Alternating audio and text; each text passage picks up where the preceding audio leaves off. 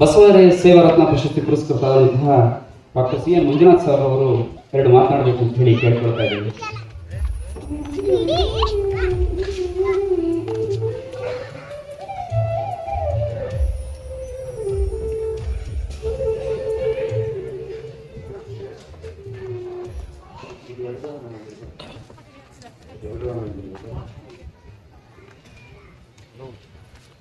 ಮನಸ್ಸು ನಿರ್ಮಲವಾಗಿದ್ದರೆ ಸಾಕ್ಷಾತ್ಕಾರ, ಮಾತು ಮೃದುವಾಗಿದ್ದರೆ ಚಮತ್ಕಾರ, ನಡೆ ನುಡಿ ಚೆನ್ನಾಗಿದ್ದರೆ ಪುರಸ್ಕಾರ. ಇದನ್ನೆಲ್ಲ ಒಗ್ಗೂಡಿಸಿಕೊಂಡಿರ್ತಕ್ಕಂಥ HAL ಬಸವ ಸಮಿತಿಗೆ ನನ್ನ ನಮಸ್ಕಾರ.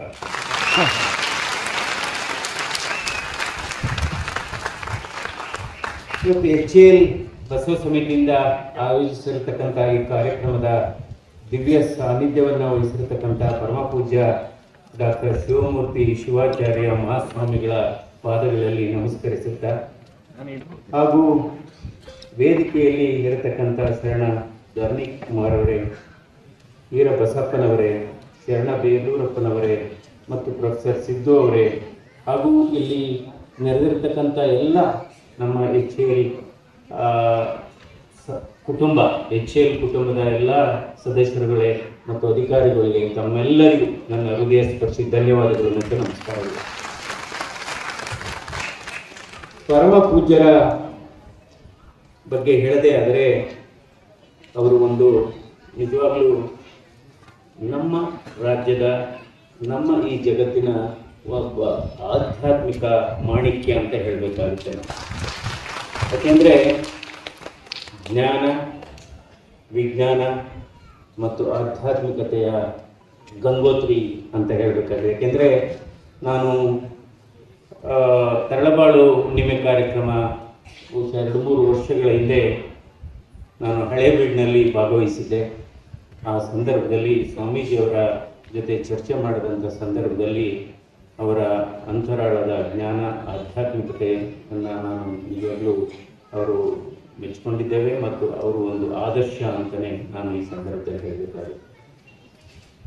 ಇವತ್ತು ಹಿಂದೂಸ್ತಾನ್ ಏರೋನಾಟಿಕ್ಸ್ ಲಿಮಿಟೆಡ್ HAL ಇದು ಭಾರತದ ಮಹಾರತ್ನಗಳಲ್ಲಿ ಒಂದು ರತ್ನ ಅಂತಲೇ ಹೇಳಬೇಕು. ಅಂದರೆ ಇವತ್ತು HAL ಏನಿದೆ ಅಲ್ಲಿ ಸುಮಾರು 7,000 ಇವತ್ತು ಸಿಬ್ಬಂದಿ ವರ್ಗದವರು ಕೆಲಸ ಮಾಡ್ತಾ ಇದ್ದಾರೆ, ಅಧಿಕಾರ ವರ್ಗ ಮತ್ತು ಸಿಬ್ಬಂದಿ ವರ್ಗದವರು.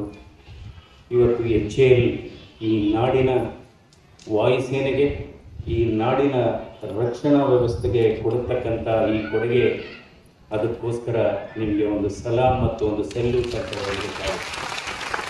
ಅಂದರೆ ಎಲ್ಲೋ ಒಂದು ಕಡೆ ಕಳೆದ 10 ವರ್ಷದ ಹಿಂದೆ HAL, ಯಾಕೆಂದರೆ ಈ ಮಹಾರತ್ನ ಅಥವಾ ನವರತ್ನಗಳಲ್ಲಿ ಏನು ಒಂದು ಅದರ ಉತ್ಪಾದನೆ ಕಡಿಮೆ ಆಗ್ತಾ ಇದೆ, ಹಲವಾರು ಕಾರ್ಮಿಕರಲ್ಲಿ, ಸಿಬ್ಬಂದಿ ವರ್ಗದವರಲ್ಲಿ ಆತಂಕ ಇತ್ತು. ಇತ್ತೀಚೆಗೆ ಕೇಂದ್ರ ಸರ್ಕಾರ HALಗೆ ಒಂದು ಹೊಸ ಉತ್ತೇಜನವನ್ನು ಕೊಡ್ತಾ ಇದೆ. ಮೊನ್ನೆ ತಾನೇ ಸುಮಾರು 6 ತಿಂಗಳ ಹಿಂದೆ ಅಂತ ಅನ್ಕೊಳ್ತೀನಿ ನಾನು, 97 ಫೈಟರ್ ಜೆಟ್ಸ್ಗೆ ಸುಮಾರು 63,000 ರೂಪಾಯಿದು ಕಾಂಟ್ರಾಕ್ಟನ್ನು ಕೂಡ ಅವಾರ್ಡ್ ಮಾಡಿದೆ. 145 ಹೆಲಿಕಾಪ್ಟರ್, ಲೈಟ್ ಕಂಬ್ಯಾಕ್ಟ್ ಹೆಲಿಕಾಪ್ಟರ್ ಏನಿದೆ ಅದಕ್ಕೂ ಕೂಡ ಉತ್ಪಾದನೆಗೆ ಎಲ್ಲ ರೀತಿಯ ಸಹಾಯವನ್ನು ಕೊಡ್ತಾ ಇದೆ. ಏಕೆಂದರೆ HAL ಒಂದು ಈ ನಮ್ಮ ಭಾರತ ದೇಶದ ಒಂದು ಪ್ರೌಢಿಮೆ. ಭಾರತ ದೇಶ ಅಲ್ಲಿ ಕೆಲಸ ಮಾಡುವ ಪ್ರತಿಯೊಬ್ಬರೂ ಕೂಡ ಈ ದೇಶ ರಕ್ಷಣೆಯಲ್ಲಿ ಪರೋಕ್ಷವಾಗಿ ಅಥವಾ ಪರೋಕ್ಷವಾಗಿ ಆಗಬಹುದು ಅಥವಾ ಬೇರೆ ರೀತಿಯ ಇಲ್ಲಿ ಸಹಾಯ ಮಾಡ್ತಾ ಇದ್ದಾರೆ. ಅದರಿಂದ ಇವತ್ತು HAL ನಿಜವಾಗ್ಲೂ ನಮ್ಮ ದೇಶದ ಹೆಮ್ಮೆ ಅಂತ ಹೇಳೋದಕ್ಕೆ ನಮಗೆ ಬಹಳ ಸಂತೋಷವಾಗಿದೆ. ಇವತ್ತು ನಾವು ಎಷ್ಟು ಓದಿದ್ದೀವಿ, ಎಷ್ಟು ಪದವಿಗಳನ್ನು ಪಡೆದಿದ್ದೀವಿ, ಎಷ್ಟು ಆವಿಷ್ಕಾರಗಳನ್ನು ಮಾಡಿದ್ದೀವಿ, ಎಷ್ಟು ನಾವು ಸಂಶೋಧನೆಗಳನ್ನು ಮಾಡಿದ್ದೀವಿ ಅನ್ನೋದು ಮುಖ್ಯವಲ್ಲ. ನಮ್ಮ ಓದು, ನಮ್ಮ ಸೇವೆ ಎಷ್ಟು ಜನರ ಮುಖದಲ್ಲಿ ನಗುವನ್ನು ತರಿಸಿದೆ, ಎಷ್ಟು ಮನೆಗಳಲ್ಲಿ ನಂದಾದೀಪವನ್ನು ಬೆಳಗಿಸಿದೆ ಅನ್ನೋದು ಬಹಳ ಮುಖ್ಯವಾಗಿದೆ. ಯಾಕೆಂದರೆ ಇವತ್ತು ಬಸವ ಸಮಿತಿ ನನಗೆ ಬಸವ ಸೇವಾ ರತ್ನ ಪುರಸ್ಕಾರವನ್ನು ಮಾಡಿರೋದು ಅದು ಬಹಳ ಸಂತೋಷ. ಅದನ್ನು ನಾನು ಸಂತೋಷದಿಂದ ಸ್ವೀಕಾರ ಮಾಡ್ತಾ ಇದ್ದೇನೆ. ಆದರೆ ಸನ್ಮಾನಕ್ಕಿಂತ ಬಹಳ ದೊಡ್ಡದು ಯಾವುದಪ್ಪ ಅಂದರೆ ಸಂಸ್ಕಾರ ಬಹಳ ದೊಡ್ಡದು ಅಂತ ಸಾರಿ. ಯಾಕಂದರೆ ಒಂದು ಕವಿವಾಣಿದೆ, ಸಾಧನೆ ಇಲ್ಲದೆ ಸತ್ತರೆ ಸಾವಿಗೆ ಅವಮಾನ, ಆದರ್ಶ ಇಲ್ಲದೆ ಬದುಕಿದರೆ ಬದುಕಿಗೆ ಅವಮಾನ ಅಂತಲೇ ನಾವು ಹೇಳ್ತೇವೆ. ಅಂದರೆ ಇವತ್ತು ಬಸವಣ್ಣವರ ತತ್ವ ಸಿದ್ಧಾಂತ ಸುಮಾರು 12ನೇ ಶತಮಾನದಿಂದ ಕೂಡ ಇವತ್ತಿಗೂ ಕೂಡ ಅದು ಯಾವ ರೀತಿ ವಾಸ್ತವವಾಗಿ ಎಲ್ಲರೂ ಕೂಡ ಅಳವಡಿಸ್ಬೇಕು. ನಾವೆಲ್ಲ ಎಲ್ಲ ವೃತ್ತಿನಲ್ಲಿ ಪ್ರತಿಜ್ಞಾ ವಿಧಿ ಅಂತ ಇದೆ, ಓತ್ ಅಂತ ಹೇಳ್ತೀವಿ, ಪ್ರಮಾಣ ವಚನ ಅಂತ ಹೇಳ್ತೀವಿ. ನಾವು ಜನಪ್ರತಿನಿಧಿಗಳಾಗಿ ಪ್ರಮಾಣ ವಚನ ಸ್ವೀಕಾರ ಮಾಡ್ತೇವೆ, ವೈದ್ಯರಾಗಿ ಪ್ರಮಾಣ ವಚನ, ನರ್ಸಾಗಿ ಪ್ರಮಾಣ ವಚನ, ಇದು ಎಲ್ಲ ವೃತ್ತಿನಲ್ಲೂ ಕೂಡ ಒಂದು ಪ್ರಮಾಣ ವಚನ ಅಂತ ಇರುತ್ತೆ. ಈ ದೇಶ ಮತ್ತು ಜನ ಮತ್ತು ಈ ಸಮಾಜ ಮುಂದುವರಿಬೇಕಾದ್ರೆ, ಸಮಾಜದ ಆರೋಗ್ಯ ಚೆನ್ನಾಗಿರ್ಬೇಕಾದ್ರೆ ನಾವು ಯಾವ ರೀತಿಯ ಪ್ರತಿಜ್ಞಾ ವಿಧಿಯನ್ನು ಓದುತ್ತೇವೆ, ಸಾಲು ಸಾಲು ಓದುತ್ತೇವೆ, ಅದಕ್ಕೆ ಅನುಗುಣವಾಗಿ ನಾವು ನಡೆದುಕೊಂಡ್ರೆ ಯಾವುದೇ ಉಪದೇಶನೂ ಬೇಕಿಲ್ಲ, ಯಾವುದೇ ಆದೇಶನೂ ಬೇಕಿಲ್ಲ, ಸ್ವಯಂ ಪ್ರೇರಿತವಾಗಿ ದೇಶ ಮುಂದೆ ಬರುತ್ತೆ. ಇದು ಬಹಳ ಮುಖ್ಯವಾದದ್ದು. ಇವತ್ತು ನಾವು ದೇವರ ಬಗ್ಗೆ ಮಾತಾಡ್ತೇವೆ. ದೇವರು ಅಂದ್ರೆ ಏನು? ಒಬ್ಬೊಬ್ಬರಿಗೆ ಒಂದೊಂದು ಥರ ದೇವರು. ಬಡವರಿಗೆ ದುಡಿಮೆ ದೇವರು, ಶ್ರೀಮಂತರಿಗೆ ಭಯವೇ ದೇವರು, ಅಂತಕರಿಗೆ ಗೌಪ್ಯವೇ ದೇವರು, ರೋಗಿಗಳಿಗೆ ವೈದ್ಯರೇ ದೇವರು, ವೈದ್ಯರಿಗೆ ರೋಗಿಯೇ ದೇವರು. ಇದು ಬಹಳ ಮುಖ್ಯವಾದದ್ದು. ಅಂದ್ರೆ ಇವತ್ತು ಪ್ರಪಂಚ ಬಹಳ ವೇಗವಾಗಿ ಹೋಗ್ತಾ ಇದೆ. ಈಗ ತಾನೇ ನಾವು ಪ್ರತಿಭಾವಂತ ಮಕ್ಕಳಿಗೆ ಪುರಸ್ಕಾರವನ್ನು ಮಾಡಿದ್ದೇವೆ. ಆ ಎಲ್ಲ ಮಕ್ಕಳಿಗೆ ಇವತ್ತು ನಾನು ಅಭಿನಂದನೆಗಳನ್ನು ಸಲ್ಲಿಸ್ತೇನೆ. ಅದೇ ರೀತಿ ಹಲವಾರು ದೀರ್ಘಕಾಲ ಸೇವೆ ಮಾಡಿ ನಿವೃತ್ತಿಯಾಗಿದ್ದಾರೆ, ಅವ್ರಿಗೂ ಕೂಡ ದೇವರು ಆರೋಗ್ಯ, ಆಯಸ್ಸು, ನೆಮ್ಮದಿ ಮತ್ತು ಇನ್ನೂ ಕೆಲವು ಅವಕಾಶಗಳನ್ನು ಕೊಡಲಿ ಅಂತ ಈ ಸಂದರ್ಭದಲ್ಲಿ ನಾನು ಹೇಳ್ತೇನೆ. ಅಂದರೆ ಇವತ್ತು ಜಗತ್ತು ಬಹಳ ವೇಗವಾಗಿ ಚಲಿಸ್ತಾ ಇದೆ. ಜನ ಹೇಳ್ತಾರೆ ಕಾಲ ಬದಲಾಗಿದೆ, ಕಾಲ ಬದಲಾಗಿದೆ ಅಂತ. ಕಾಲ ಬದಲಾಗಿಲ್ಲ. ಕಾಲ ಎಲ್ಲಿ ಬದಲಾಗಿದೆ? ಸೂರ್ಯ ಅಲ್ಲೇ ಇದ್ದಾನೆ, ಚಂದ್ರ ಅಲ್ಲೇ ಇದ್ದಾನೆ, ಮಾವಿನ ಸಿಹಿ ಆಗಿದೆ, ಬೇವಿನ ಕಹಿ ಆಗಿದೆ, ಮೆಣಸಿನ ಖಾರ ಆಗಿದೆ. ಜನ ಬದಲಾವಣೆ ಆಗಿದ್ದಾರೆ, ಜನರ ಅಪೇಕ್ಷೆಗಳು ಬದಲಾವಣೆ ಆಗಿದೆ, ಜನರ ನಿರೀಕ್ಷೆಗಳು ಬದಲಾವಣೆ ಆಗಿದೆ. ಅದರಿಂದ ಇವತ್ತು ಹಲವಾರು ಸಮಸ್ಯೆಗಳನ್ನು ನಾವು ನೋಡ್ತಾ ಇದ್ದೇವೆ. ಇದು ಯಾವ ಕಾಲಘಟ್ಟದಲ್ಲಿ ಇದ್ದೇವೆ ಅಂದರೆ, ಇನ್ಕಮ್ ಇದ್ದರೆ ವೆಲ್ಕಮ್ ಅನ್ನುವ ಕಾಲದಲ್ಲಿ ಇದ್ದೇವೆ. ಇನ್ಕಮ್ ಇದ್ದರೆ ವೆಲ್ಕಮ್ ಅನ್ನುವ ಕಾಲ. ನಿಮ್ಮ ಹತ್ರ ಹಣ ಇದೆಯಾ, ಹೇಗಿದ್ದೀರಿ ಸರ್ ಅಂತ. ಹಣ ಇಲ್ವಾ, ನೀವ್ಯಾರು ಸರ್ ಅಂತ. ಅದರಿಂದ ಅಂದರೆ ಇವತ್ತು ನಾವೆಲ್ಲ ದೇವರನ್ನ ಪೂಜೆ ಮಾಡ್ತೇವೆ. ದೇವರಲ್ಲಿ ನಂಬಿಕೆ ಇರಬೇಕು. ಯಾಕೆ ನಂಬಿಕೆ ಇರಬೇಕು ಅಂದರೆ, ಆ ದೇವರಲ್ಲಿ ನಂಬಿಕೆ ಮತ್ತು ಭಯ ಇದ್ದರೆ ಅದು ನಮ್ಮನ್ನು ಒಳ್ಳೆಯ ಕೆಲಸ ಮಾಡಲಿಕ್ಕೆ ಪ್ರೇರಣೆ ಮಾಡು. ಅಯ್ಯೋ ನಾವು ತಪ್ಪು ಮಾಡಿದರೆ ಮೇಲೊಬ್ಬ ದೇವರಿದ್ದಾನಪ್ಪ ಅನ್ನುವ ಆ ಭಯ ನಮ್ಮನ್ನು ಒಳ್ಳೆ ಕೆಲಸ ಮಾಡಲಿಕ್ಕೆ ಇದಾಗುತ್ತೆ. ನೋಡಿ, ಜನ ಯಾವ ರೀತಿ ಅಂದರೆ, ನಾವು ಕಷ್ಟದಲ್ಲಿದ್ದಾಗ, ದುಃಖದಲ್ಲಿದ್ದಾಗ ದೇವರನ್ನ ಪ್ರಾರ್ಥನೆ ಮಾಡ್ತೇವೆ, ದೇವಸ್ಥಾನಗಳಿಗೆ ಹೋಗ್ತೇವೆ. ಪ್ರಾರ್ಥನೆ, ನಮ್ಮ ನಂಬಿಕೆ ಏನು? ನಮ್ಮ ಪ್ರಾರ್ಥನೆ, ನಮ್ಮ ಬೇಡಿಕೆ ದೇವರಿಗೆ ತಲುಪ್ತಿದೆ ಅಂತ ನಮ್ಮ ನಂಬಿಕೆ. ಅದೇ ರೀತಿ ಸುಳ್ಳು ಹೇಳುವಾಗ, ಮೋಸ ಮಾಡುವಾಗ ನೀವು ಅದೇ ರೀತಿ ಯೋಚನೆ ಮಾಡಬೇಕು. ಅವನು ದೇವರಿಗೆ ಅದು ಕೂಡ ತಲುಪುತ್ತೆ. ಆಗ ದೇವರು, ಯಾಕೆಂದರೆ ಮನುಷ್ಯ ಕೊಟ್ಟ ಏಟಿಗೆ ನಾವು ಕಾರಣ ಇದ್ದೇ ಇರುತ್ತೆ, ಆದರೆ ದೇವರು ಕೊಡುವ ಏಟಿಗೆ ನಾವೇ ಕಾರಣ ಹುಡ್ಕೋಬೇಕಾಗುತ್ತೆ. ಅದರಿಂದ ನಾವು ದೇವಸ್ಥಾನಗಳಿಗೆ ಹೋಗಿ ನೀವು ಎಷ್ಟೇ ಹಣವನ್ನು ಹಾಕಿದರೂ ಕೂಡ ನಿಮ್ಮನ್ನು ಭಕ್ತರು ಅಂತ ಮಾತ್ರ ಕರಿತೀವಿ. ಆದರೆ ಬಡವರ ಕಣ್ಣೀರು ಒರೆಸಲಿಕ್ಕೆ, ಅನ್ನದಾಸೋಹಕ್ಕೆ, ದಾಸೋಹ, ಅಕ್ಷರ ದಾಸೋಹ, ಆರೋಗ್ಯ ದಾಸೋಹಕ್ಕೆ ನೀವು ಹಣವನ್ನು ಕೊಟ್ಟರೆ ನಿಮ್ಮನ್ನು ದಾನಿಗಳು ಅಂತ ಕರೀತಾರೆ. ಇದು ಬಹಳ ಮುಖ್ಯವಾದದ್ದು. ಅಂದರೆ ಇವತ್ತು ನಾವು ಉಪದೇಶಗಳನ್ನು ಮಾಡ್ತೇವೆ. ಈ ದೇಶದಲ್ಲಿ ಏನಾಗಿದೆ, ಸಲಹೆ ಅಂತ ಕೇಳಿ ನೀವು ಸಾವಿರಾರು ಜನ ಮುಂದೆ ಬರ್ತಾರೆ. ಸಲಹೆ, ಒಪಿನಿಯನ್. ಅದೇ ನೀವು ಸಹಾಯ ಅಂತ ಕೇಳಿ ಯಾರೋ ಒಬ್ಬರು ಇಬ್ಬರು ಬರ್ತಾರೆ ಅಷ್ಟೇ. ನಾನು ಹಲವಾರು ಬಾರಿ ಜಯದೇವ ಆಸ್ಪತ್ರೆಯ ನಿರ್ದೇಶಕನಾಗಿ ಕೆಲಸ ಮಾಡತಕ್ಕಂಥ ಸಂದರ್ಭದಲ್ಲಿ 3 ಸ್ಲೋಗನ್ನನ್ನು ನಾನೇ ಅಳವಡಿಸಿಕೊಂಡೆ. ಅದನ್ನು ನಾವೇ ಹುಟ್ಟು ಹಾಕಿ ಅದರಂತೆಯೇ ನಡೆದುಕೊಂಡೆ. ಏನು ಒಂದು ಯಾವುದಪ್ಪ, ಮೊದಲನೇ ಸ್ಲೋಗನ್ ಅಂದರೆ ಟ್ರೀಟ್ಮೆಂಟ್ ಫಸ್ಟ್, ಪೇಮೆಂಟ್ ನೆಕ್ಸ್ಟ್. ಎರಡನೆಯ ಘೋಷವಾಕ್ಯ ಏನಪ್ಪ ಅಂದರೆ life is more important than the file. ಮೂರನೇದು humanity is priority. Life is more important than the file ಅಂತ ಯಾಕೆಂದರೆ ಹೃದಯಘಾತ ಆದಂಥ ಸಂದರ್ಭದಲ್ಲಿ ಪ್ರತಿಯೊಂದು ನಿಮಿಷ ಕೂಡ ಬಹಳ ಮುಖ್ಯ. ಒಂದೇ ನಿಮಿಷದಲ್ಲಿ ಅವನ ಪ್ರಾಣ ಹೋಗ್ಬೋದು.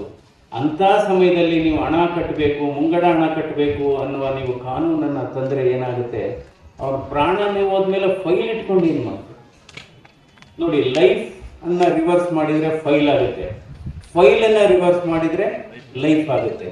ಅದರಿಂದ ನಾವು ಯಾವುದೇ ವೃತ್ತಿಯಲ್ಲಿ ಕೆಲಸ ಮಾಡತಕ್ಕಂಥ ಸಂದರ್ಭದಲ್ಲಿ 2 ಬುಕ್ ಇರುತ್ತೆ.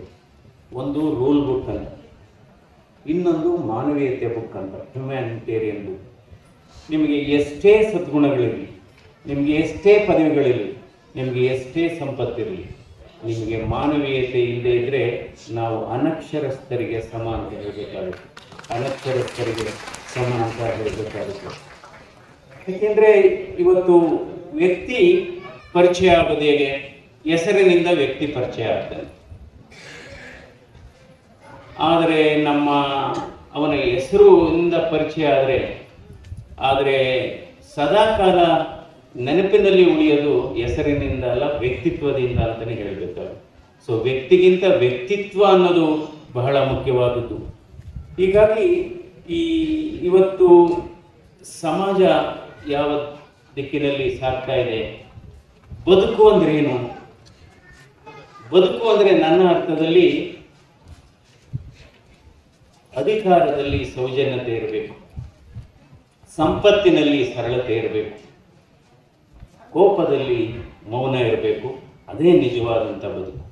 ಯಾಕೆಂದರೆ ಇವತ್ತು ಜನ ಸಂತೋಷವಾಗಿಲ್ಲ. ಸುಮಾರು ಜನ ಯಾಕೆ ಸಂತೋಷವಾಗಿಲ್ಲ ಅಂದರೆ ಬೇರೆಯವರು ಸಂತೋಷವಾಗಿದ್ದಾರಲ್ಲ ಅಂದ್ಬಿಟ್ಟು ಇವ್ರು ಸಂತೋಷವಾಗಿದ್ದಾರೆ. ಅದಕ್ಕೋಸ್ಕರ ನಾವು ಹೋಲಿಕೆ ಮಾಡ್ಕೊಳಕ್ಕೆ ಹೋಗ್ಬಾರ್ದು. ಇವತ್ತು ಸಮಸ್ಯೆ ಬಂದಿರೋದು ನಾವು ಹೋಲಿಕೆ ಮಾಡಕ್ಕೆ ಹೋಗ್ತಾ ಇದ್ದೇವೆ. ಪ್ರತಿಯೊಬ್ಬರಿಗೂ ದೇವರು ಅವಕಾಶವನ್ನು ಕೊಡ್ತಾನೆ. ಯಾರಿಗೂ ಶಾಪನೂ ಹಾಕೋದಿಲ್ಲ, ಯಾರಿಗೂ ಕೂಡ ಆಶೀರ್ವಾದವನ್ನು ಮಾಡೋದಿಲ್ಲ. ಅವನು ಅವಕಾಶವನ್ನು ಕೊಡ್ತಾನೆ. ಆ ಅವಕಾಶವನ್ನು ನಾವು ಉಪಯೋಗಿಸ್ಕೋಬೇಕಾಗುತ್ತೆ. ಯಾಕೆಂದರೆ ಈ ಹೋಲಿಕೆ ಮಾಡೋದು, ನೀವು ಹೋಲಿಕೆ ಮಾಡದೇ ಆದರೆ ಸರಳತೆಗೆ ಹೋಲಿಕೆ ಮಾಡಿ, ಸಾಧನೆಗೆ ಹೋಲಿಕೆ ಮಾಡಿ. ಈಗ ನೋಡ್ಬೋದು, ಕೆಲವರು ಯಾವುದೋ ಒಂದು ದೊಡ್ಡ ಮನೆ ಗೃಹ ಪ್ರವೇಶಕ್ಕೆ ಕರೆದಿರ್ತಾರೆ, ಜನ ಹೋಗಿರ್ತಾರೆ, ಮನೇಲಿ ಬಂದು ಗಲಾಟೆ. ನೀವೇನು 25 ವರ್ಷ ಸರ್ವಿಸ್ ಮಾಡಿ ಇಲ್ಲ, ನಾನು ಅದು ಮಾಡಿದ್ದೀನಿ, ಆ ಸಾಧನೆ ಮಾಡಿ, ಅಯ್ಯೋ ನಿಮ್ಮ ಸಾಧನೆ ತಗೊಂಡು ನಾವೇನು ಮಾಡಿ. ಅಥವಾ ಕೆಲವು ಮದುವೆಗಳಿಗೆ ಹೋಗಿ ಬರ್ತಾರೆ. ಸೊ ಮದುವೆ ಹೋಗಿ ಮನೆ ತಲುಪೋದ್ರೊಳಗಡೆನೇ ಸಮಸ್ಯೆ. ಸೊ ಅದರಿಂದ ನಾವು ಯಾವತ್ತೂ ಅಷ್ಟೇ ನಿಜವಾದ ಆಸ್ತಿಗಳು ಯಾವುದು ಸಮಾಜದಲ್ಲಿ? ನಿಜವಾದ ಆಸ್ತಿಗಳು ಏನು? ಒಡವೆನ, ವಜ್ರನ, ಅಧಿಕಾರ ನೋಡಿ. ಒಬ್ಬ ಒಳ್ಳೆಯ ಮನುಷ್ಯ ಅಂತ ಯಾವಾಗ ಹೇಳ್ತೀವಿ? ನನ್ನ ಅರ್ಥದಲ್ಲಿ ಒಬ್ಬ ಒಳ್ಳೆಯ ಮನುಷ್ಯ ಅಂದರೆ ಅವನಿಗೆ ಅಧಿಕಾರ ಬಂದಾಗ, ಅವನಿಗೆ ಹಣ ಸಿಕ್ಕಿದಾಗ, ಅವನ ಬದಲಾವಣೆ ಆಗದೆ ಇದ್ರೆ ಅವನೇ ಒಳ್ಳೆಯ ಮನುಷ್ಯ ಅಂತ ಹೇಳ್ಬೇಕು. ನಾನು ನೋಡಿದ್ದೀನಿ ಕೆಲವರು ಒಂದು ಸಣ್ಣ ಅಧಿಕಾರ, ಅವನು ನಡೆಯುವ ಭಂಗಿನೇ ಚೇಂಜ್ ಆಗುತ್ತೆ, ಅವನು ನೋಡುವ ದೃಷ್ಟಿಕೋನನೇ ಬದಲಾವಣೆ ಆಗುತ್ತೆ. ಅಂದರೆ ಮೊದಲು ಆ ಥರ ನಡೀತಾ ಇರಲಿಲ್ಲ, ಅವರು ಮೊದಲು ಆ ಥರ ನೋಡ್ತಾ ಇರಲಿಲ್ಲ. ಅದಕ್ಕಿಂತ ನನ್ನ ಅರ್ಥದಲ್ಲಿ ಅಧಿಕಾರ ಬೇಕಾಗಿರೋದು, ಅಧಿಕಾರ ಬೇರೆಯವ್ರಿಗೆ ತೊಂದರೆ ಕೊಡಲಿಕ್ಕೆ ಅಧಿಕಾರ ಬೇಕೇ ಹೊರತು ಬೇರೆಯವ್ರಿಗೆ ಅನುಕೂಲ ಮಾಡಲಿಕ್ಕೆ ಮನಸ್ಸು ಒಂದೇ ಸಾಕು ಅಂತ ನಾವು ಯಾವಾಗಲೂ ಅಷ್ಟೇ. ನಮ್ಮ ಉದ್ದೇಶ ಚೆನ್ನಾಗಿದ್ರೆ ಧರ್ಮ ಕಾಪಾಡುತ್ತೆ. ಉದ್ದೇಶ ಚೆನ್ನಾಗಿಲ್ಲ ಅಂದರೆ ಕರ್ಮ ಯಾವಾಗಲೂ ಬಿಡೋದಿಲ್ಲ. ಅದಕ್ಕೋಸ್ಕರ ಉದ್ದೇಶ ಬಹಳ ಮುಖ್ಯವಾದದ್ದು. ಯಾಕೆಂದರೆ ಮನುಷ್ಯನ ಇವತ್ತು ಕೈಗಾರಿಕಾಕರಣ ಅಂತೀವಿ, ಆಗಿದೆ, ಕೈಗಾರಿಕಾಕರಣ ಆಗಿದೆ, ಆಧುನಿಕೀಕರಣ ಆಗಿದೆ ಮತ್ತು ಗಣಕೀಕರಣ ಆಗಿದೆ. ಆದರೆ ಎಲ್ಲೋ ಒಂದು ಕಡೆ ಸೋಮಾರೀಕರಣವನ್ನು ನಾವು ಹುಟ್ಟಾಗ್ತಾ ಇದ್ದೇವೆ. ಭಾರತ ದೇಶದಲ್ಲಿ ಒಂದು ಮಾಹಿತಿ ಪ್ರಕಾರ 51% ಸೋಮಾರಿಗಳನ್ನು ನಾವು ನೋಡ್ತಾ ಇದ್ದೀವಿ. ನೀವು ಕೆಲವ್ರಿಗೆ ಹೇಳಿ ಏನು ಕೆಲಸ, ನಾನು ಈಗ ಲೋಕಸಭಾ ಸದಸ್ಯನಾಗಿದ್ದರೂ ಕೂಡ ವಾರದಲ್ಲಿ 2 ದಿವಸ ನನ್ನ ವೈದ್ಯಕೀಯ ಹೃದ್ರೋಗ ವೃತ್ತಿಯನ್ನು ಮುಂದುವರಿಸಿದ್ದೀನಿ. ಸೋಮವಾರ ಮತ್ತು ಬುಧವಾರ Bengaluru hospital south end circle ಅಲ್ಲೂ ಕೂಡ ಬಡವರಿಗೆ ಚಿಕಿತ್ಸೆ ಮಾಡತಕ್ಕಂಥ ಒಂದು ವ್ಯವಸ್ಥೆಯನ್ನು ಮಾಡಿದ್ದೀನಿ. ಯಾಕೆಂದರೆ ಮೊನ್ನೆ ಯಾರೋ ಒಬ್ಬರು ಆಟೋ ಡ್ರೈವರು BPL ಕಾರ್ಡ್ ಇದ್ದವರಿಗೆ ಉಚಿತವಾಗಿ ಚಿಕಿತ್ಸೆ ಕೊಡತಕ್ಕಂಥ ಒಂದು ವ್ಯವಸ್ಥೆ ಇದೆ. ಭಾರತ ಸರ್ಕಾರ ಮತ್ತು ಕರ್ನಾಟಕ ಸರ್ಕಾರ ಜಂಟಿಯಾಗಿ ಆಯುಷ್ಮಾನ್ ಭಾರತ್ ಯೋಜನೆಯಡಿ ಸುಮಾರು 55 ಕೋಟಿ ಜನರಿಗೆ ನೋಂದಣಿಯಾಗಿದೆ. ಇದುವರೆಗೆ ಕಳೆದ 7-8 ವರ್ಷದಲ್ಲಿ ಭಾರತ ದೇಶದಲ್ಲಿ ಸುಮಾರು 10 ಕೋಟಿ ಜನರಿಗೆ ಇದರ ಚಿಕಿತ್ಸೆ ಆಗಿದೆ. ಅಂದರೆ BPL ಕಾರ್ಡ್ ಇದ್ದರೆ ಮಾತ್ರ ಅದು ಕೊಡಲಿಕ್ಕೆ ಸಾಧ್ಯ. ಆದರೆ BPL ಕಾರ್ಡು ಮಳೆಯಲ್ಲಿ ಹೋಗಿದೆ, ಅಂದರೆ ಅವರು ನಿಜವಾಗ್ಲೂ ಬಡವರು. ಸೊ ಹೋಗಿದ್ದಾರೆ, ಅಲ್ಲಿ ನ್ಯಾಚುರಲಿ ಅದು ಕಾರ್ಡ್ ಇಲ್ಲ ಅಂದ್ಬಿಟ್ಟು ಚಿಕಿತ್ಸೆ ಆಗಿಲ್ಲ. ನನ್ನ ಹತ್ರ ಬಂದವರು. ಸೊ ನಾನು ಯಾರೋ ದಾನಿಗಳಿಗೆ ಫೋನ್ ಮಾಡಿ ಅವರಿಗೆ 2 ರಕ್ತನಾಳದಲ್ಲಿ 90% ಬ್ಲಾಕ್ ಇತ್ತು, ಸುಮಾರು 1.5 ಲಕ್ಷ ರೂಪಾಯಿ ವೆಚ್ಚದ ಚಿಕಿತ್ಸೆಯನ್ನು ಉಚಿತವಾಗಿ ಮಾಡಿ ಕಳಿಸ್ತೀನಿ. ಇದು ಬಹಳ ಅಂದರೆ ಮನಸ್ಸಿದ್ರೆ ಎಲ್ಲಾದರೂ ಒಂದು ಕೆಲಸ ಆಗುತ್ತೆ. ಸೊ ಆಸ್ತಿಗಳು ಯಾವುದು? ಸಂಪತ್ತು, ಆಸ್ತಿ. ಅದಕ್ಕೆ ಹೇಳ್ತೀವಿ ನಾವು, ಆಸ್ತಿಯನ್ನು ಕಳೆದುಕೊಂಡ್ರೆ ಬಡವರಾಗೋದಿಲ್ಲ, ಆತ್ಮೀಯರನ್ನು ಕಳೆದುಕೊಂಡ್ರೆ ಬಡವರಾಗ್ತೀವಿ.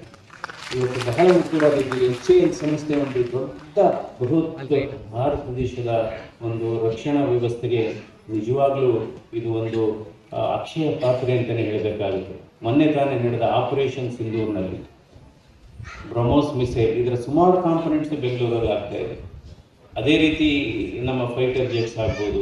ಇವತ್ತು ಭಾರತದ ರಕ್ಷಣಾ ಬಜೆಟ್ ಎಷ್ಟಿದೆ ಅಂದರೆ 8.5 ಲಕ್ಷ ಕೋಟಿ. ಭಾರತದ ರಕ್ಷಣಾ ಬಜೆಟ್ 8.5 ಲಕ್ಷ ಕೋಟಿ. ಕಳೆದ ವರ್ಷ ಭಾರತ ಸುಮಾರು 1.4 ಲಕ್ಷ ಕೋಟಿಯಷ್ಟು ಯುದ್ಧ ಸಾಮಗ್ರಿಗಳನ್ನು ಉತ್ಪಾದನೆ ಮಾಡಿದೆ. ಇದರಲ್ಲಿ 30,000 ಕೋಟಿ ಯುದ್ಧ ಸಾಮಗ್ರಿಗಳನ್ನು ಬೇರೆ ದೇಶಕ್ಕೆ ಇವತ್ತು ನಾವು ರಫ್ತು ಮಾಡುವ ಇದರಲ್ಲಿದೆ. ಅದರಿಂದ ಇವತ್ತು ಆತ್ಮನಿರ್ಭರ್ ಯೋಜನೆ ಇದು ಪ್ರತಿಯೊಬ್ಬರಿಗೂ ಕೂಡ ಹೆಮ್ಮೆ ಅನಿಸುತ್ತೆ. ನೋಡಿ, ಯಾರಾದರೂ ನೀವು HALನಲ್ಲಿ ಕೆಲಸ ಮಾಡ್ತಾ, ಒಂದು ಸಂಸ್ಥೆ ಅದ್ಭುತವಾಗಿ ಕೆಲಸ ಮಾಡ್ತಾ ಇದ್ರೆ, ಒಂದು ಸಂಸ್ಥೆ ದೇಶ ಸೇವೆಯಲ್ಲಿ ಅದಕ್ಕೆ ಕೊಡುಗೆ ಕೊಡ್ತಾ ಇದ್ರೆ, ಆ ಸಂಸ್ಥೆಯಲ್ಲಿ ಕೆಲಸ ಮಾಡತಕ್ಕಂಥ ಪ್ರತಿಯೊಬ್ಬ ವ್ಯಕ್ತಿಗೂ ಕೂಡ ಸಮಾಜದಲ್ಲಿ ಗೌರವ ಸಿಗುತ್ತೆ. ಯಾಕೆಂದರೆ ನಾನು ಹೇಳ್ತೇನೆ, 3 ವರ್ಷದಿಂದ ಯಾರೋ ಒಬ್ಬರು 2nd ಡಿವಿಷನ್ ಅಸಿಸ್ಟೆಂಟು BDAಗೆ ಕೆಲಸಕ್ಕೆ ಹೋಗಿದ್ದಾರೆ. ಅವರು ಏನೋ ನಿಲ್ಸೆ ಮಾತಾಡ್ತಾ ಇದ್ದಾರಂತೆ, ಆಗಲ್ಲ ಹೀಗೆ, ಆಗಲ್ಲ ಹೀಗೆ ಅಂತ. ಅವರು ಹೇಳಿದ್ರಂತೆ, ನಾನು ಜಯದೇವ ಆಸ್ಪತ್ರೆಯಿಂದ ಬಂದಿದ್ದೇನೆ, ಡಾಕ್ಟರ್ ಮಂಜುನಾಥ್ ಅವರು ಕಳಿಸ್ಕೊಟ್ಟಿದ್ದಾರೆ ಅಂದ ಕೂಡಲೇ ದಯವಿಟ್ಟು ಕೂತ್ಕೊಳ್ಳಿ. ಅಂದರೆ ಆ ಸಂಸ್ಥೆ ಚೆನ್ನಾಗಿ ಕೆಲಸ ಮಾಡ್ತಾ ಇದ್ರೆ ಅಲ್ಲಿ ಇರತಕ್ಕಂಥ ಪ್ರತಿಯೊಬ್ಬ ನೌಕರರಿಗೂ ಸಮಾಜದಲ್ಲಿ ಒಂದು ಗೌರವ ಸಿಗುತ್ತೆ. ಆ ಗೌರವ ಇವತ್ತು ತಮ್ಮೆಲ್ಲರಿಗೂ ಸಿಗುತ್ತೆ.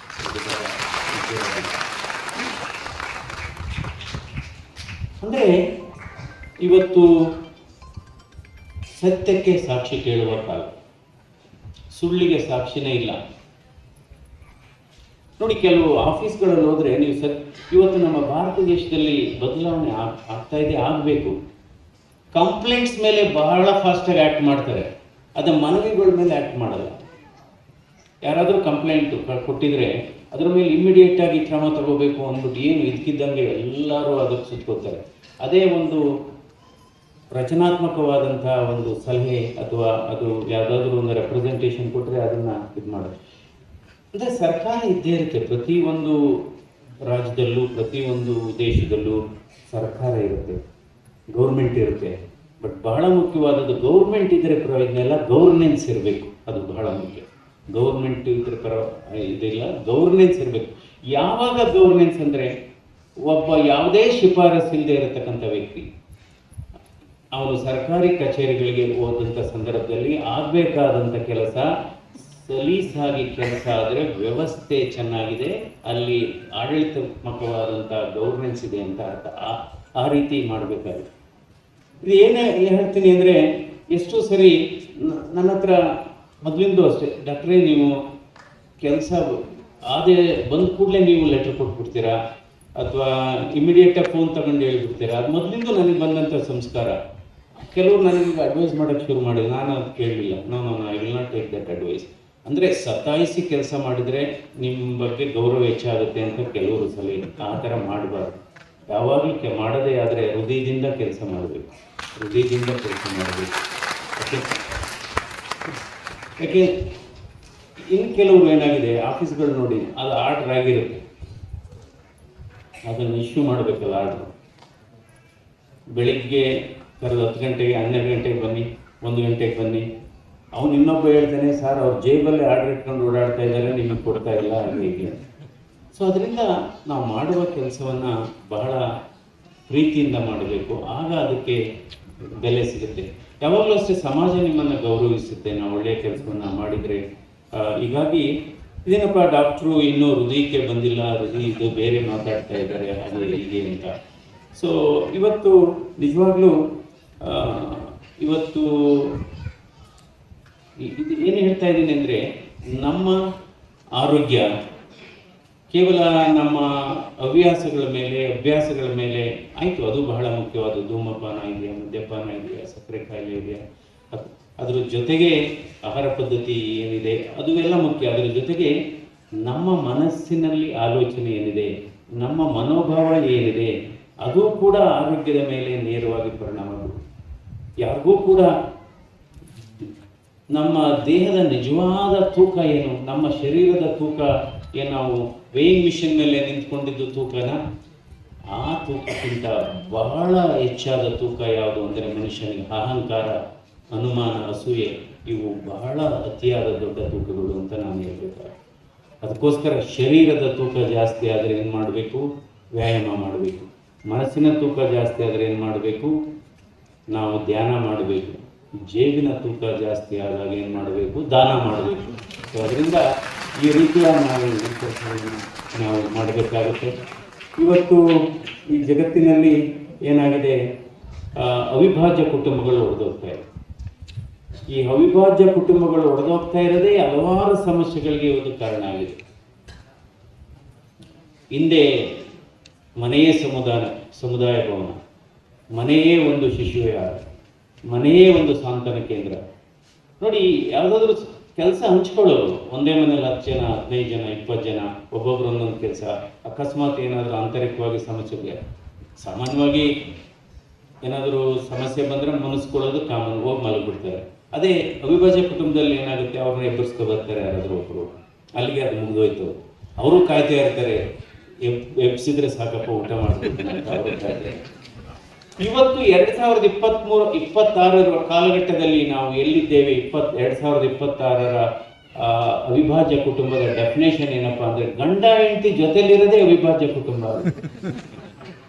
ಸಾಮರಸ್ಯ ಇಲ್ಲ. ಇವತ್ತು ಇಬ್ರು ಕೆಲಸ ಮಾಡ್ತಾ ಇರ್ತಾರೆ, ಮಕ್ಕಳನ್ನ ಓದಿಸೋದು ಒಂದು ದೊಡ್ಡ ಸಮಸ್ಯೆ. ಇವತ್ತು ಮಕ್ಕಳ ವಿದ್ಯಾಭ್ಯಾಸ ತಾಯಂದಿರ ಪರೀಕ್ಷೆಯಾಗಿದೆ. ಇವತ್ತು ತಾಯಂದಿರುಗಳಿಗೂ ಕೂಡ, ಇವತ್ತು ಹೆಣ್ಣು ಮಕ್ಕಳಿಗೂ ಕೂಡ ಹಲವಾರು ಕಾಯಿಲೆಗಳನ್ನ ನಾವು ಇವತ್ತು ನೋಡ್ತಾ ಇದ್ದೇವೆ. ಸೊ ಹೀಗಾಗಿ ಇವತ್ತು ಈ ಸತ್ಯ, ಯಾಕೆಂದರೆ ಇವತ್ತು ಕೃತಿಕ ಬುದ್ಧಿಮತ್ತೆ ಯುಗದಲ್ಲಿದ್ದೀವಿ, ಆರ್ಟಿಫಿಷಿಯಲ್ ಇಂಟೆಲಿಜೆನ್ಸ್ ಅಂತ ಹೇಳ್ತೇವೆ. ಇವತ್ತು ಡಾಕ್ಟರ್ ಮಂಜುನಾಥ್ ಇಲ್ಲಿ ಬರ್ಲಿಕ್ಕಾಗಲ್ಲ ಅಂದರೆ ಮಂಜುನಾಥ್ ಥರ ಇರೋದೇ ರೋಬಾಟು, ಅದೇ ರೀತಿ ಮಾತಾಡ್ತಾ ಹೋಗುತ್ತೆ. ನೀನು ಮುಂದೆ ಬಹುಶಃ ಗಂಡ ಹೆಂಡತಿ ಬಿಟ್ಟರೆ ನೀನೆಲ್ಲ ರೋಬಾಟ್ ಅಂತ ಹೇಳ್ತೇವೆ. ಸೊ ಅದರಿಂದ ಇವತ್ತು ಆ ರೀತಿ ಜಗತ್ತು ಬದಲಾವಣೆ ಆಗ್ತಾ ಇದೆ. ನಿಜವಾದ ಆಸ್ತಿಗಳು ಏನಪ್ಪ ಅಂದರೆ, ನಿಜವಾದ ಆಸ್ತಿ ಅಂದರೆ ಪ್ರೀತಿ, ವಿಶ್ವಾಸ, ನಂಬಿಕೆ. ನೋಡಿ, ನೀವು ಹಣ ಇದ್ದರೆ ಎಲ್ಲಿ ಬೇಕಾದ್ರೂ ಜಾಗ ಕೊಂಡ್ಕೋಬೋದು.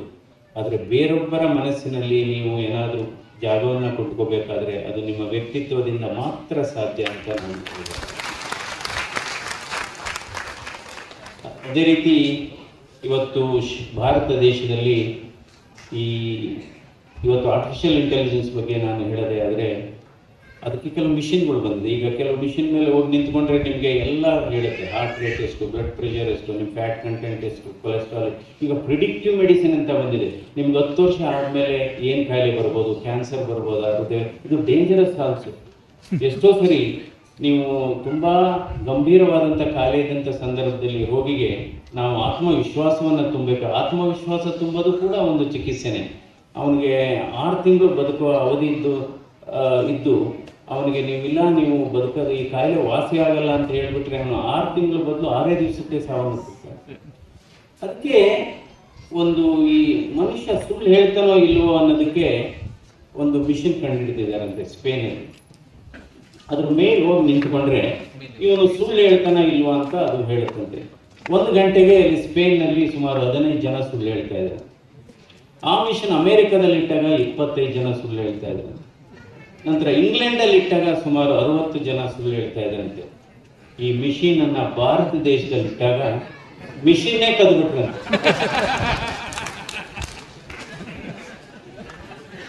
ಅದಕ್ಕೋಸ್ಕರ ಇವತ್ತು ಏನಾಗಿದೆ, ಬಹಳ ಮುಖ್ಯವಾದದ್ದು, ಇವತ್ತು ಯಾವ ಕಾಲಘಟ್ಟದಲ್ಲಿ ಇದ್ದೀವಿ ಅಂದರೆ ನಾವು ಸತ್ಯ ಹೇಳಿದರೆ ಇವತ್ತು ಕ್ರೈಮ್ ಅನ್ನುವ ಕಾಲ, ಸುಳ್ಳು ಹೇಳಿದರೆ ಅದು ಟ್ರೆಂಡ್ ಆಗ್ತಾ ಇದೆ, ಲಾಜಿಕ್ ಹೇಳಿದರೆ ಅದು ಇಂಟೆಂಟ್ ಆಗ್ತಾ ಇದೆ, ಆ್ಯಕ್ಟಿಂಗ್ ಮಾಡಿ ಹೇಳಿದರೆ ಅದು ಲೆಜೆಂಡ್ ಆಗ್ತಾ ಇದೆ.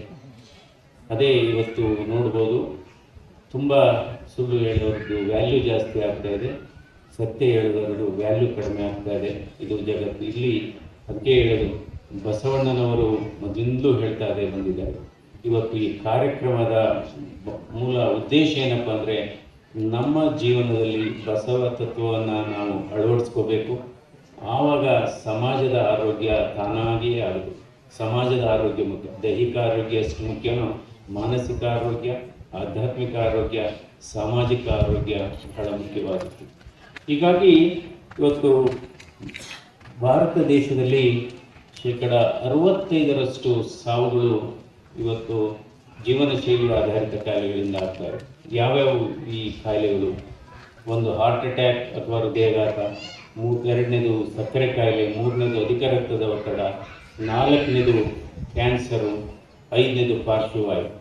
ಅಂದರೆ ಏನು ಬದಲಾವಣೆ ಆಗಿದೆ? ಹಿಂದೆ ಏನಾಗ್ತಾ ಇದ್ರು, ಮಕ್ಕಳು ತಂದೆ ತಾಯಿಗಳನ್ನ ಚಿಕಿತ್ಸೆಗೆ ಕರ್ಕೊಬರ್ತಾ ಇದ್ರು. ಇವತ್ತು ತಂದೆ ತಾಯಿಗಳು ಅವರ ಮಕ್ಕಳನ್ನು 25ರಿಂದ 45 ವಯೋಮಿತಿಯಲ್ಲಿ ಇರ್ತಕ್ಕಂಥ ಮಕ್ಕಳನ್ನ ಇವತ್ತು ಕರ್ಕೊಬರ್ತಾ ಇದ್ದಾರೆ.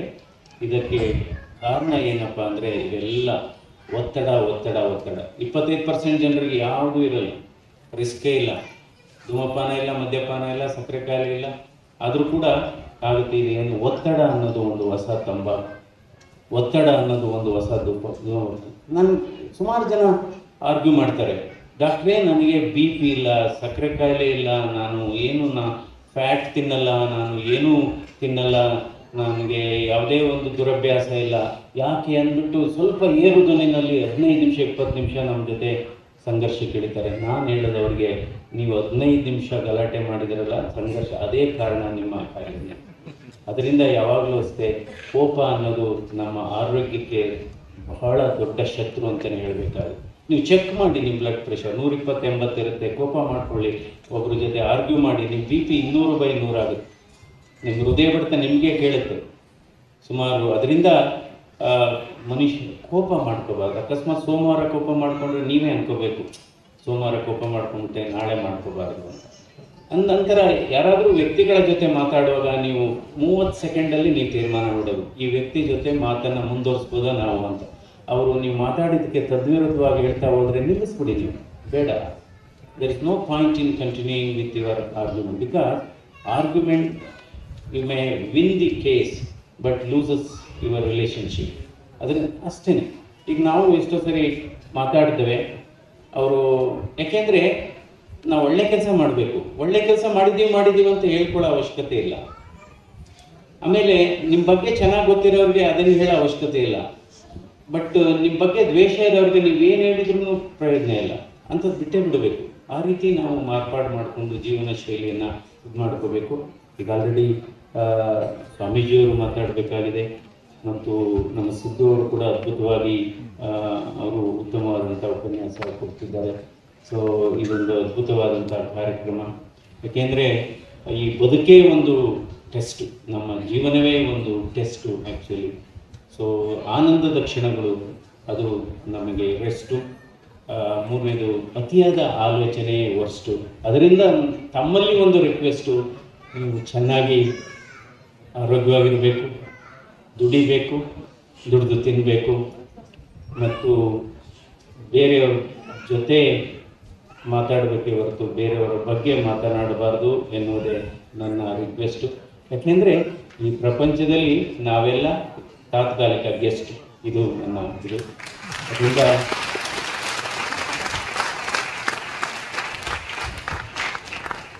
ಕಡಿಮೆ ತಿಂದರೆ ದೇಹಕ್ಕೂ ಒಳ್ಳೆಯದು, ದೇಶಕ್ಕೂ ಒಳ್ಳೆಯದು. ಕಡಿಮೆ ಮಾತಾಡಿದರೆ ಮನಸ್ಸಿಗೆ ಒಳ್ಳೆಯದು, ಮನೆತನಕ್ಕೂ ಒಳ್ಳೆಯದು. ಕಡಿಮೆ ಕೋಪ ಮಾಡಿಕೊಂಡ್ರೆ ದೇಹಕ್ಕೂ ಒಳ್ಳೆಯದು, ಹೃದಯಕ್ಕೂ ಒಳ್ಳೆಯದು. ಅದರಿಂದ ಬಹಳ ಮುಖ್ಯವಾದದ್ದು ವಾಕಿಂಗ್ ಅಂತೂ ಮಾಡಬೇಕು. ಅದು ಯಾಕೆಂದರೆ ಹೃದಯ ಕೂಡ ಅದೇ ಹೇಳುತ್ತೆ, ನೀನು ನನಗಾಗಿ 1 ತಾಸು ಚಲಿಸು, ನಾನು ನಿನಗಾಗಿ ನಿರಂತರವಾಗಿ ಮಿಡಿಯುತ್ತೇನೆ ಇಂತಿ ಹೃದಯ ಅಂತ. ಅದೇ ಈ ವಾಕಿಂಗ್ ಅಂದರೆ ಬೆಂಗಳೂರಲ್ಲಿ ಇರೋದ್ರಿಂದ ಹೇಳ್ತೀನಿ, ನಾನು ಅಪಾರ್ಟ್ಮೆಂಟಿಗೆ ಸುಮಾರು ಹೋಗಿದ್ದೀನಿ. ನಾನು ಇವಾಗಲೂ ಹೋಗ್ತೀವಿ, ಚುನಾವಣೆ ಸಂದರ್ಭದಲ್ಲೂ ಹೋಗ್ತೀವಿ, ತುಂಬ ವಾಕಿಂಗ್. ಡಾಕ್ಟ್ರ್ ಹೇಳೋದಕ್ಕೆ ಯಾಕೆಂದರೆ 45 ನಿಮಿಷ ವಾಕಿಂಗ್ ಮಾಡಿದರೆ ನಿಮ್ಮ ಆಯಸ್ಸು 10 ವರ್ಷ ಜಾಸ್ತಿ ಆಗುತ್ತೆ. ಇನ್ನು ಕೆಲವರು ಹೇಳ್ತಾರೆ ಮಂಡಿ ನೋವು ಸರ್ ವಾಕಿಂಗ್ ಮಾಡೋಕ್ಕಾಗಲ್ಲ. ಮಂಡಿ ನೋವು ಬರೋದಕ್ಕೆ ಮೊದಲೇ ವಾಕಿಂಗ್ ಮಾಡಬೇಕಾಗಿತ್ತು. ನೀವು ಡಾಕ್ಟ್ರು ಹೇಳೋದಕ್ಕೆ ಮೊದಲೇ ವಾಕಿಂಗ್ ಮಾಡಿದರೆ ಮಾರ್ನಿಂಗ್ ವಾಕ್ ಅಂತ ಹೇಳ್ತೀವಿ. ಡಾಕ್ಟ್ರು ಹೇಳಿದ ಮೇಲೆ ವಾಕಿಂಗ್ ಶುರು ಮಾಡಿದರೆ ವಾರ್ನಿಂಗ್ ವಾಕ್ ಅಂತ ಹೇಳ್ತೀವಿ. ಅದೇ ರೀತಿ ಗಂಡ ಹೆಂಡತಿ ವಾಕಿಂಗ್ ಮಾಡಿದರೆ ಡಾರ್ಲಿಂಗ್ ವಾಕ್ ಅಂತ. ಮಾರ್ನಿಂಗ್ ವಾಕ್ ಆದ್ರೆ ಸರಿ, ವಾರ್ನಿಂಗ್ ವಾಕ್ ಆದ್ರೆ ಸರಿ, ಡಾರ್ಲಿಂಗ್ ವಾಕ್ ಆದ್ರೆ ಸರಿ. ನೀವು ನಡೀತಾ ಇರಿಸಿ. ನೀವು ಬದುಕು ಕೂಡ ಅಷ್ಟೇ. ನಮ್ಮ ಮನಸ್ಸು ಕೂಡ ಒಂದು ಸಮುದ್ರ ಥರ ಇರಬೇಕು, ಮನಸ್ಸು ಕೂಡ ಸಮುದ್ರ ಥರ ಇರಬೇಕು. ಆವಾಗ ನದಿಗಳು ತಾನಾಗೆ ಬಂದು ಸೇರುತ್ತೆ, ಒಳ್ಳೆಯ ವ್ಯಕ್ತಿಗಳು ತಾನಾಗೆ ಬಂದು ಸೇರ್ತಾರೆ. ಅದರಿಂದ ಬಹಳ ಮುಖ್ಯವಾದದ್ದು ನಮ್ಮ ಹೃದಯದ ಆರೋಗ್ಯವನ್ನು ನಾವು ಚೆನ್ನಾಗಿಟ್ಕೋಬೇಕಾದ್ರೆ 5 ಅಂಶಗಳನ್ನು ಆದಷ್ಟು ಕಡಿಮೆ ಇಟ್ಕೋಬೇಕು. ಯಾವುದಿದು 5 ಅಂಶ? ಒಂದು ಬ್ಲಡ್ ಪ್ರೆಷರು, ಇನ್ನೊಂದು ಬ್ಲಡ್ ಶುಗರು, 3ನೇದು ಬ್ಲಡ್ ಕೊಲೆಸ್ಟ್ರಾಲು, 4ನೇದು ಶರೀರದ ತೂಕ ಮತ್ತು ಸೊಂಟದ ಸುತ್ತಳತೆ, 5ನೇದು ಬಹಳ ಮುಖ್ಯವಾದದ್ದು ಅತಿ ಆಸೆ. ಇದನ್ನು 5ನ್ನು ಕಡಿಮೆ ಇಟ್ಕೊಂಡು ನಾವು ನಮ್ಮ ಬಗ್ಗೆ ಯೋಚನೆ ಮಾಡಬೇಕು. ನಿಮ್ಮ ಸಂಗಾತಿ ಯಾರಪ್ಪ ಅಂದರೆ ನಿಮ್ಮ ಹೆಂಡತಿನೂ ಅಲ್ಲ, ಗಂಡನೂ ಅಲ್ಲ. ಯಾಕೆ ನಾವು ನೋಡಿದ್ದೀವಿ ಕೋವಿಡ್ ಟೈಮಲ್ಲಿ ಯಾರಿಗೂ ಇಲ್ಲ. ಸೊ ಅದಕ್ಕೋಸ್ಕರ ನಿಮ್ಮ ನಿಜವಾದ ಬಾಳ ಸಂಗಾತಿ ಯಾರಪ್ಪ ಅಂದರೆ ನಿಮ್ಮ ದೇಹ, ನಿಮ್ಮ ಪರ್ಮನೆಂಟ್ ವಿಳಾಸ ನಿಮ್ಮ ದೇಹ. ನಿಮ್ಮ ದೇಹದ ಆರೋಗ್ಯವನ್ನು ನೋಡ್ಕೊಳ್ಳೋದು ಜವಾಬ್ದಾರಿ ನಿಮಗಿರುತ್ತೆ. ಇದು ಬಹಳ ಮುಖ್ಯವಾದದ್ದು. ನಾನು ಲೋಕಸಭಾ ಸದಸ್ಯನಾದ ಮೇಲೆ ನಾನು ಲೋಕಸಭೆಯಲ್ಲಿ ಹಲವಾರು ವಿಷಯಗಳನ್ನು ಪ್ರಸ್ತಾಪ ಮಾಡಿ ಇದು 3-4 ಕಾನೂನು ಆಗಿದೆ. ಅದರಲ್ಲಿ ಒಂದು ಹೆಣ್ಣು ಮಕ್ಕಳಿಗೆ 14 ವರ್ಷದ ಹೆಣ್ಣುಮಕ್ಕಳಿಗೆ HPV ವ್ಯಾಕ್ಸಿನ್ ಕ್ಯಾನ್ಸರ್ ಪ್ರಿವೆನ್ಷನ್ ಮಾಡಲಿಕ್ಕೆ ಅದಕ್ಕೆ ಬಹಳ ಮುಖ್ಯವಾಗುತ್ತೆ. ಅದೇ ರೀತಿ ಇನ್ನೊಂದು ಬಹಳ ಮುಖ್ಯವಾದಂಥ ವಿಚಾರವನ್ನು ನಾನು ಲೋಕಸಭೆಯಲ್ಲಿ ಮಾತಾಡಿ ಅದು ಇವತ್ತು ಕಾನೂನಾಗಿದೆ. ನಾವು ಶ್ರೀಗಂಧವನ್ನು ಬೆಳಿತೇವೆ, ರೈತರುಗಳು ಹಲವಾರು ಈ ಭಾಗದಲ್ಲಿ ಆ ಭಾಗದಲ್ಲಿ ಎಲ್ಲ ಬೆಳಿತೇವೆ. ಶ್ರೀಗಂಧ ಅದು ಅರಣ್ಯದ ಪ್ರಾಡಕ್ಟ್ ಅಂತ ಆಗಿತ್ತು, ಇವಾಗ ಅದು ಕೃಷಿ ಪ್ರಾಡಕ್ಟ್ ಆಗಿ ಪರಿವರ್ತನೆ ಆಗಿದೆ. ಯಾಕೆಂದರೆ ಅರಣ್ಯ ಇಲಾಖೆಯವರು ನೋಟಿಸ್ ಕೊಡ್ತಾ ಇದ್ರು ರೈತರಿಗೆ, ಅದು ಮಾರಂಗಿಲ್ಲ, ಅದು ಸ್ಮಗಲ್ ಆಗ್ತಾ ಇತ್ತು. ಇನ್ನು ಮುಂದೆ ಶ್ರೀಗಂಧವನ್ನು ಬೆಳೆಯುವ ಇದು 1 ನೇಷನ್ 1 ಸ್ಯಾಂಡ್ಲ್ವುಡ್ ಪಾಲಿಸಿನಲ್ಲಿ ಏನಾಗಿದೆ ಅಂದರೆ ಇವತ್ತು ರೈತರು ಬೆಳಿಬೋದು. ಅದು ನೀವು ಅಡಿಕೆ ತೆಂಗು ಬೆಳೆದಾಗೆ ಅದು ಕೂಡ ಅಗ್ರಿಕಲ್ಚರಲ್ ಪ್ರಾಡಕ್ಟು. ಆವಾಗ ನೀವು ಮುಕ್ತ ಮಾರುಕಟ್ಟೆಯಲ್ಲಿ ಕೂಡ ಮಾಡ್ಬೋದು. ಇದನ್ನು ನಾನು ಸುದೀರ್ಘವಾಗಿ ಚರ್ಚೆ ಮಾಡಿದ್ದೆ ನಾನು ಪಾರ್ಲಿಮೆಂಟಲ್ಲಿ. ಅದನ್ನು ನಿರ್ಮಲಾ ಸೀತಾರಾಮನ್ ಇವತ್ತು ಬಂದಿದ್ದಾರೆ. ಆ ಕಾರ್ಯಕ್ರಮಕ್ಕೆ ಹೋಗಬೇಕಾಗಿತ್ತು. ಇವತ್ತು 10 ಗಂಟೆಯಿಂದ ಜಯನಗರದಲ್ಲಿ ನಮ್ಮ ನಿರ್ಮಲಾ ಸೀತಾರಾಮನ್ ಆರ್ಥಿಕ ಸಚಿವರು ಬಂದಿದ್ದಾರೆ. ಬಟ್ ಈ ಕಾರ್ಯಕ್ರಮ ಇತ್ತು, ಅದಕ್ಕೋಸ್ಕರ ಅವರ ಅನುಮತಿ ಕೂಡ ನಾನು ಇಲ್ಲಿ ಬಂದಿದ್ದೀನಿ ಆ್ಯಕ್ಚುಲಿ ಇವತ್ತು. ಯಾಕೆಂದರೆ 3ನೇದಾಗಿ ಸುಮಾರು 11 ವರ್ಷದಿಂದ ಒಂದು ನೆನೆಗುದಿಗೆ ಬಿದ್ದಿತ್ತು. ನಿಮ್ಯಾನ್ಸ್ ಆಸ್ಪತ್ರೆಗೆ ಒಂದು ಪಾಲಿಟ್ರಾಮಾ ಸೆಂಟರ್ ಬೇಕು ಅಂತ. ಅಂದರೆ ಏನು, ಇವತ್ತು ಭಾರತ ದೇಶದಲ್ಲಿ ಸುಮಾರು 5 ಲಕ್ಷ ಜನರಿಗೆ ರಸ್ತೆ ಅಪಘಾತಗಳಾಗ್ತಾ ಇದೆ. 1,70,000 ಜನ ಸಾಯ್ತಾ ಇದ್ದಾರೆ ರಸ್ತೆ ಅಪಘಾತದಲ್ಲಿ.